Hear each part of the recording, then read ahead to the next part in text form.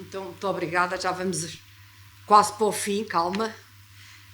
O PRR é só até 2026, mas a sessão hoje acaba às 5h30, 6. Portanto, um pequeno esclarecimento. Portanto, vocês têm estado a ver que os painéis foram organizados de acordo com esta lógica da resiliência, do digital e da transição climática. Corresponde a haver na estrutura de missão 3 responsáveis ou 3 coordenadores. Eu não sou um deles. Portanto, estou aqui pela transição digital, porque o meu colega, que muitos de vocês, se calhar, já interagiram, que é o Ricardo Benha, tinha um outro compromisso e, portanto, está lá. Eu faço assessoria à direção da estrutura de missão, mas, fazendo aqui uma pequena confissão, porque não vejo que vocês tenham nada de particularmente agressivo nas mãos, eu estive nas negociações do PRR, a culpa é minha, tudo correu mal, e, portanto, o nosso presidente achou que eu poderia, enfim, substituir, se é que é substituível, o Ricardo nesta dimensão. Também já agora uma explicação, a dimensão digital que foi bem aqui feita no início por um vídeo e que o Sr. Diretor Regional também apresentou aqui nos Açores. Neste caso, o responsável tem a transição digital e empresas, por isso é que aparece aqui a C5, parece estranho, porque está arrumada no programa na resiliência. Portanto, dar um pouco, porque às vezes a gente tem que arrumar também as coisas de acordo com as dimensões. E, portanto, o que eu gostaria apenas de vos dizer, do ponto de vista global do PRR, vocês sabem que aquela estruturação, aquela apresentação correspondia, por um lado, ao que Portugal achou relevante apresentar neste plano, resiliência, e os 2 desafios que já eram uma preocupação, quer nacional, quer europeia, da transição digital e da transição climática. Aliás, quem tenha tido paciência, que se calhar poucos, de ler o regulamento, haveria uma obrigatoriedade, no caso da transição digital, de pelo menos 20% dos investimentos serem nesta área. Portanto, no nosso caso, porque é que eu vos estou a dar a explicação? Porque às vezes as pessoas, no meio deste trabalho, não dá para ver tudo. Quando a gente apresenta a transição digital do programa, não soma aos 20%. Isto faz uma certa confusão.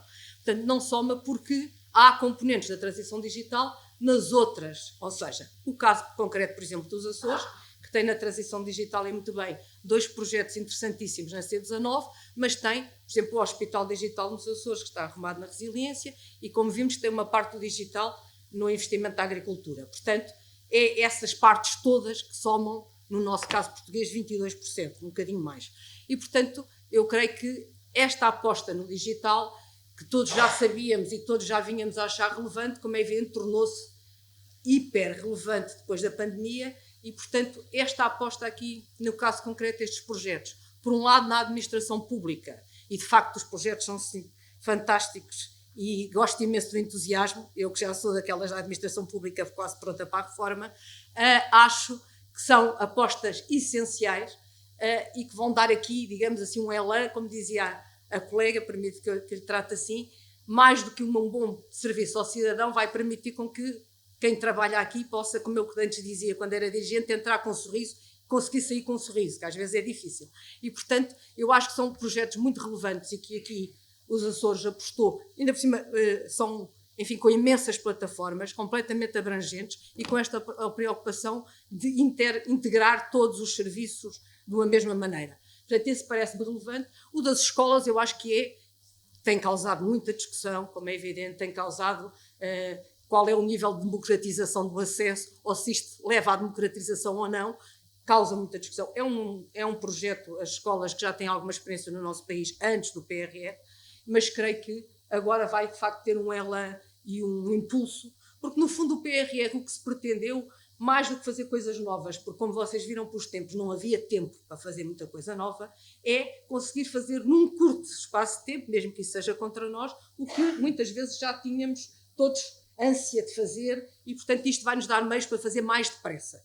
Portanto, embora aqui o mais depressa, não quero entrar muito nisso, que já vi cá aqui, e justamente alguma angústia nos prazos, mas, de facto, veio aqui conseguir que nós conseguíssemos acelerar muitas das estratégias que já estavam delineadas e que, mesmo que se mude alguma coisa ou não, eu creio que os grandes projetos, as grandes linhas de orientações e o foco nunca iria ser muito diferente ou não pode ser muito diferente do que este que temos aqui.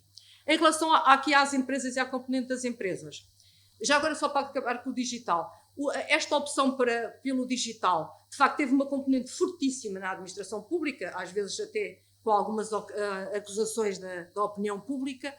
Como vocês viram, tem estas componentes importantíssimas aqui, nestes projetos localizados nos Açores, e depois tem aquelas preocupações também de nível nacional na justiça, na segurança social e nas finanças, por muito que nos seja antipático, mas sempre foi considerado um custo de contexto para as empresas que eram, enfim, negativos. E, portanto, era essencial que esta aposta na administração pública, nestas vertentes todas, seja feita não só pelo bem dos próprios trabalhadores da administração pública, ninguém nega isso, nós queremos melhorar também os nossos postos de trabalho, mas principalmente porque isso é um fator que vai desbloquear todo o atendimento para o cidadão e para as empresas. Parece-me que isso é inquestionável.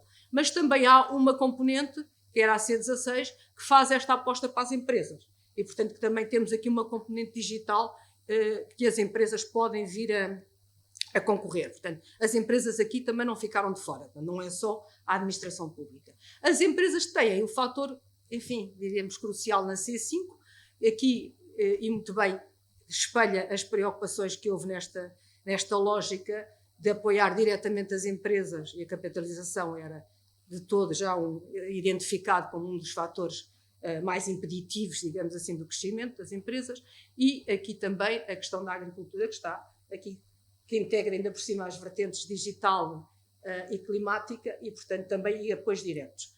Como devem ter reparado, ou se calhar às vezes não são tão sensíveis, eu como tive a minha vida desgraçada à conta do PRR durante um ano e tal, estou mais sensível a estas mensagens. Como viram, a colega da União Europeia também fez uma nota no seu discurso que era o PRR português é o PRR que tem mais apoios diretos às empresas.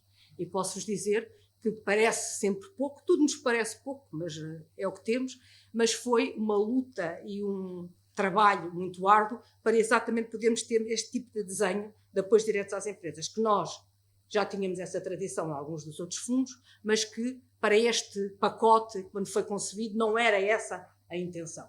Portanto, isto para dizer que, globalmente, o desenho foi este, mas os projetos que aqui nós vimos, isto tem sido muito interessante, e para mim, como devem calcular perante esse histórico, é particularmente interessante ver agora outras pessoas entusiasmadas, porque eu não dormi durante um ano, e, portanto, tenho, mesmo com as dificuldades que somos perfeitamente compreensíveis e entendemos, eu acho que ver aqui o entusiasmo, pelo menos das pessoas que vêm aqui apresentar, não sei se são bons atores ou se é genuíno, mas espero que seja genuíno, traz-me uma satisfação particular.